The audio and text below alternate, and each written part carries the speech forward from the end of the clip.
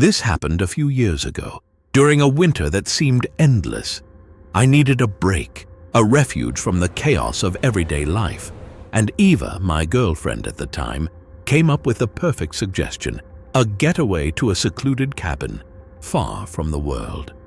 We found the perfect spot, a picturesque house on the edge of a frozen lake, deep in the forests of Vermont, and booked it without hesitation. When we arrived, the scenery was like something out of a postcard: pristine snow, trees covered in a thick layer of white, and a silence so deep it felt like stepping into another world. Yet, in that absolute quiet, I thought I heard something. A faint rustling, like a sigh carried by the wind coming from the forest. I looked up, but there was nothing, just the bare, frozen trees seeming to watch us. The owner wasn't there, but he had left us clear instructions on how to find the key and settle in. On the cabin steps, we found a small package, carefully wrapped, with no clear sender. A handwritten note simply read, "Stay close to the light." Eva laughed, saying someone was probably trying to scare us, but I found it slightly unsettling. Inside the package was an old flashlight and a few batteries. A strange gift, but I didn't think much of it. The first 2 days were exactly what we had hoped for: walks through the forest, hot tea by the fireplace, and quiet evenings. The snow fell steadily, undisturbed, creating a fairy tale-like landscape. On the third night, however, the peace was shattered. I woke up suddenly, my heart pounding in my chest, my skin damp with cold sweat, as if something invisible was pressing down on me. I had the strange feeling that I wasn't alone in the room. The darkness around me felt denser, heavier, and an inexplicable anxiety clenched my stomach like an iron fist. I lay still, listening. Nothing. Just the sound of my heartbeat and Eva's slow, steady breathing as she slept peacefully beside me. But then I felt it. A faint, cold draft, like an icy whisper passing near my ear. When I looked out the window, I saw a pale light moving across the frozen lake. A figure stood motionless in the middle of the ice, holding what looked like a lantern. It felt unreal. Who would stand there, in the dead of night, in such weather? I woke Eva, and when she looked out the window, the figure started moving slowly toward the shore. We rushed downstairs and stepped onto the porch. The cold hit me instantly, but what truly made me freeze was the fact that, although the figure appeared to be advancing toward us, there were no footprints in the snow. The lantern's light flickered for a second, then went out completely. Eva gripped my arm, visibly scared. This was not the time to stand around. We hurried back inside and locked the door. Trying to calm ourselves, we sat on the couch listening to the silence around us. And then we heard it. A faint whispering sound like the wind's echo, but it seemed almost human. It was coming closer to the windows. We turned off all the lights, and Eva whispered so softly I barely heard her, "The flashlight." It took me a few seconds to understand what she meant. I searched for the package we had received upon arrival and turned on the flashlight. The moment the light filled the room, the noise outside stopped abruptly. We waited, tense. When I looked out the window again, the figure was gone. Only a dark stain remained on the ice where it had stood. In the morning, we went down to the lake to check the spot. The ice was intact with no visible footprints, but as we got closer, we noticed something odd. A few tracks that stopped suddenly, as if whoever had made them had vanished without a trace. Even stranger, a few meters away there was a red scarf, partially buried in the snow, one neither of us recognized. When I picked it up, a faint scent of burned wax lingered in the air, reminding us of the mysterious light from the night before. And then we noticed something else. A half-burned candle, left in the exact center of the lake. We took it, not knowing why, and brought it back to the cabin. As the day went on, the eerie feeling faded. but something told me this wasn't over. Before we left, we placed the flashlight on the windowsill and lit a candle. Maybe it was just superstition, but I felt that in that place, the light needed to stay on. As we stepped out of the cabin and looked back one last time, the flame flickered violently as if someone had blown on it. We hurried to the car, but before we got in, Ava grabbed my sleeve and pointed to the window. The flashlight had gone out completely. And in the reflection of the glass, for just a fraction of a second, I saw a shadow that wasn't ours.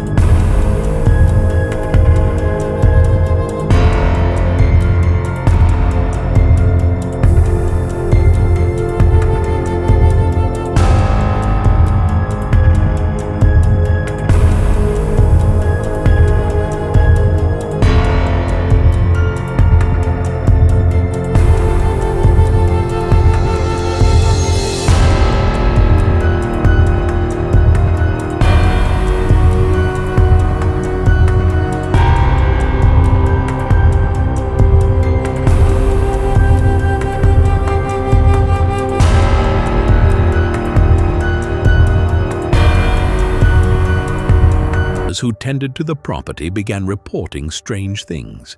They said the man would sit on the porch for entire nights, staring at the lake without moving. Sometimes he wandered through the forest in the dark, murmuring unintelligible.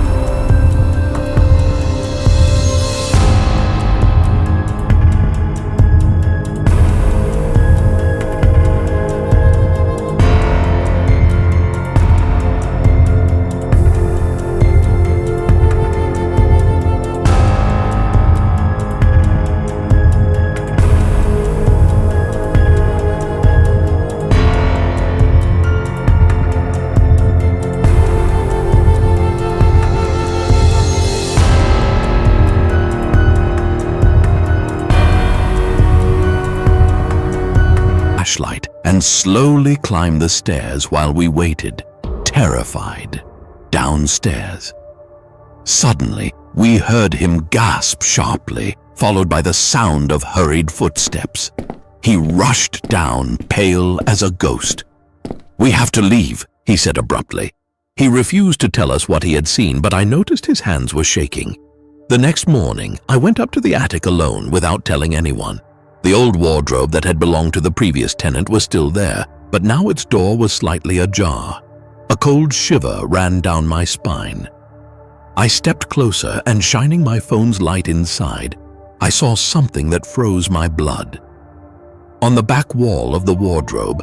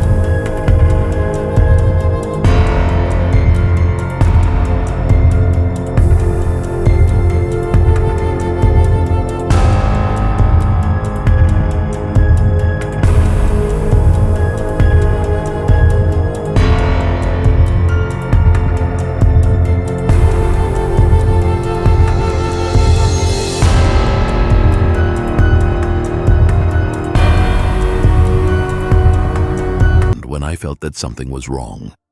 I was 21 years old. My name is Alex.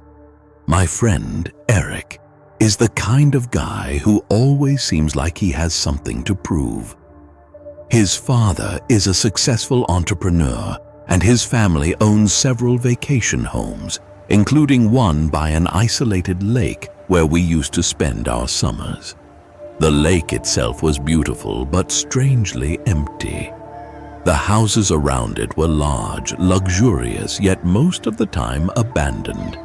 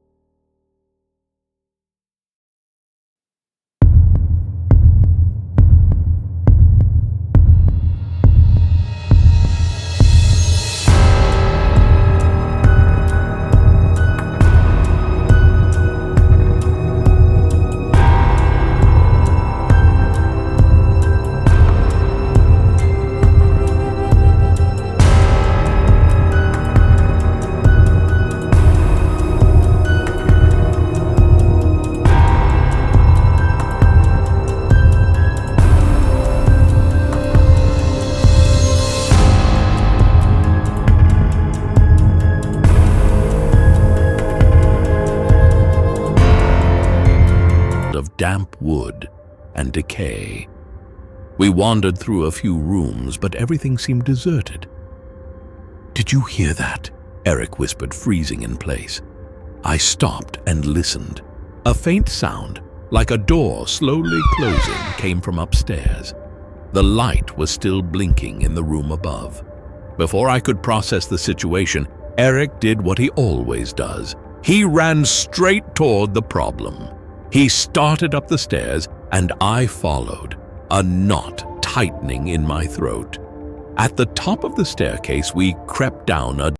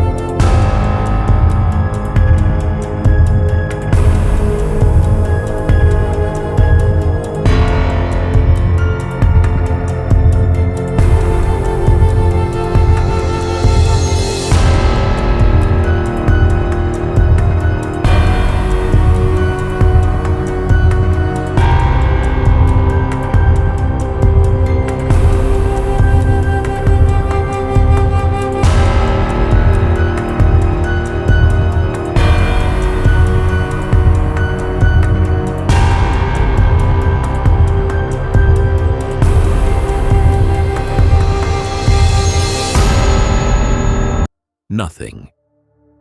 The next morning, when we went down to the dock, our canoe was gone.